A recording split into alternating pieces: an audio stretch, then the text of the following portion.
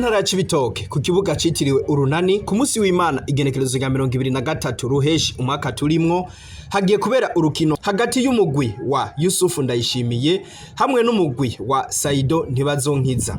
Abakinyi b'ivyamamare mu gihugu c'u Burundi baratubwira icatumye biyumvira gutunganya ugo rukino. Turavuganye vraiment nivyangoye kuko n'umwana wanje nivyangoye twavuganye nabashavuga ko ari ikintu ciza kuko kenshi yamafasha abantu nca nabubwira nimba ufasha abantu hari ikintu tufasha nitwakora ico kintu n'abandi bashababona ukuntu ikintu twakoze ko ari geste nziza initiative nziza nabo bazoca bafasha mu bundi buryo. So twe nkuko mutuzi twakazi kacu umupira Imana yaduhaye ku umupira n'amaguru tubona dukoresheje amaguru iwacu tubafasha byinshi ivyo bokoresha amaboko ibintu byose mugabo kucisha mu maguru iwacu. Nikasema kwa patu tusisaidie watu. Kwa jina lenye Mungu alitupatia ni twihaye twebwe. Ni Imana yaduhaye ubushobozi, ni Imana yaduhaye itara dufise. Camvuga reka dufashe kwivyo dushobora gufasha. Bien sûr twari kubura gufasha bimwe kuri twebwe ari byo dufise. Alhamdulillah ngo tubivuga tuko na ule uwezo tunazo tukasaidia, lakini tukijichanga pamoja inakuwa ni vizuri. Kusaidia watu ni kitu kizuri sana parce que mimi najua maisha nipitia eko na leo kuna watu ambao kuna sufiri. C'est vrai leo sisi tuko hapa tuna maisha siwezi kusema mazuri sana ne najua hapo vilipita nafasi gani. Niko maisha magumu na kuna situation ambayo hata nikiwa niko kule nje nikiona.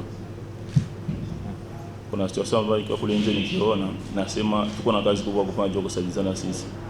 Pamoja kisi Saido alisema na manager alisema kwa watu wengi tusaidia BBCI main sponsor watusaidia vitu vingi sana pamoja na Mira walipatia vitu virefu ambavyo sisi kama Saido alisema tungekuwa na uwezo kuvifanya ni vizuri tuchangie kwa pamoja hata ambaye iko na 500 yake hata iko na hata ambaye atakuwa iko na 1000 au 100 tukitia basi pamoja tuweze kuwasaidia ndugu zetu ambao walipata matatizo.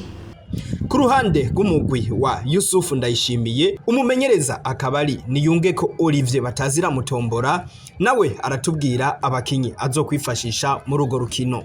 Dufise urutonde rw'abakinyi 30 jendi kocha principale bafise umupresident wacu yitwa Kalebe niwe president wa equipe team Nyange nanye nka umumenyereza nkabamfise Nziga Masabo Steve muramuzi ni mutoyi wa Saido nyene urumva ari akantu k'urukundo twacishijemo abafise comme entraîneur de gardien Amidou Hassan.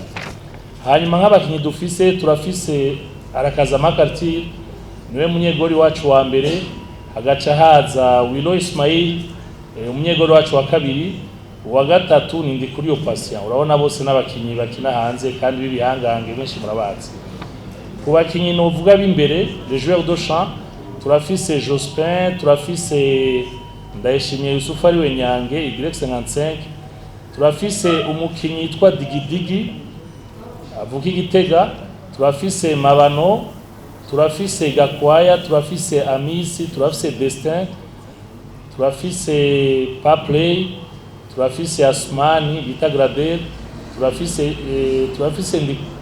turafise uwitwa Kaze Gilbert we yisedira ni mwabona ku mayo hansedira nimuze mutangare. Turafise Isa, turafise Ibrahim, turafise Kase, turafise Aristote, turafise Manu Bibe, Bokande Hasani, turafise Semley, turafise Rumi, turafise Titi Mavugo, turafise Sudi, turafise Nduwimana Frank, turafise Ibra, turafise Pirlo. Abo nibaza ko ari waki tuzokwifashisha sinibaza nibo tuzokwifashisha kuri urukino tuzohura na team Saido. Nibaza rero ko match izo ari match zo bikomeye kandi nibaza uko twiteguye nibaza ko naho biteguye kugira tuzoshoboye kuryohera abene yo karansi na murabona ko ari ibintu vyiza ari ibintu biteguye neza tuzobahe rero urukino rwiza urukino rw'iteka urukino rushemeye. Namaze kumva aba journalist batangiye kuvuga ngo dutegura urukino rwa 0-0 nuguri kwa Mungu mutazotangara tuzomangurana. Turiko turatwenga mugagazi kacu ugeze ku kibuga ubundi muntu. Ku ruhande rw'umugwi Saido Ntibazonkiza umumenyereza akazoba ari Sahabo Paris nawe yashikirije abakinyi azokwifashisha muri ugo rukino. Abanyegori dufise Jonathan, dufise Justin, twagira na Onesime.